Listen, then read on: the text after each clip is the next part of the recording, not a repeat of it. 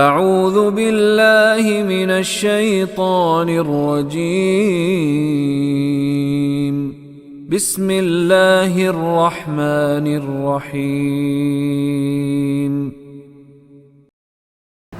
بظاہر تو ایسے لگ رہا ہے کہ جو انہوں نے ٹھان لی ہے تو وہ تو مسلسل ان کو شہید اور ملیہ میٹ کر رہے ہیں، تو کیا آپ کی بصیرت بتاتی ہے کہ میرے نزدیک تو دشمن تو آخری باتیں سوچنے کا استحقاق رکھتا ہے اور اسے رکھنا چاہیے، زندہ قومیں ایسا ہی کرتی، لیکن میری تو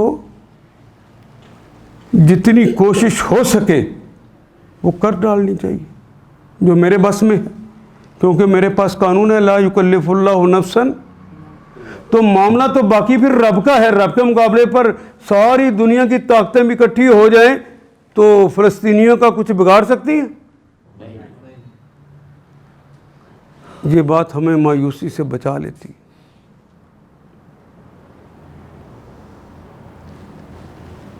اپنے ہی علاقوں میں پہلے مرحلے میں اسلامی حکومتیں بنائیے۔ ترکی بہت قریب پہنچ گیا ہے، ایران پہنچ چکا ہے، لیکن جس خطے کے اندر جس نے رنگ بھرنا ہے وہ یہ ہے، جب محمد رسول اللہ صلی اللہ علیہ وسلم نے جدہ کے ساحل پہ کھڑے ہو کر کہا تھا کہ اس طرف سے مجھے اسلام کی خوشبو آتی ہے،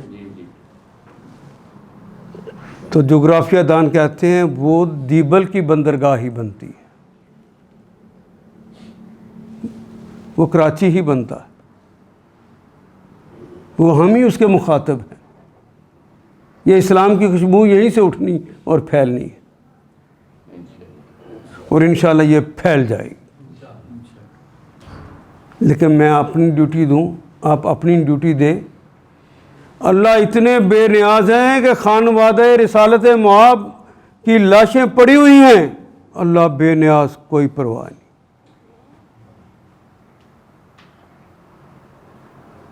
بیٹیوں کو یہاں سے باندھ کر شام تک قیدی بنا کے لے کے جایا گیا ہے، بندھے ہوئے ہاتھوں سے، بے پرد گئی ہیں۔ بے نیاز ہستی نے وہ دیکھا ہے منظر، قوم کی بے حسی کی سزا دی، جب تک دوبارہ حسین کے ہاتھ پر بیعت نہیں کرو گے ہم بھی تمہیں اسلامی حکومت نہیں دیں گے،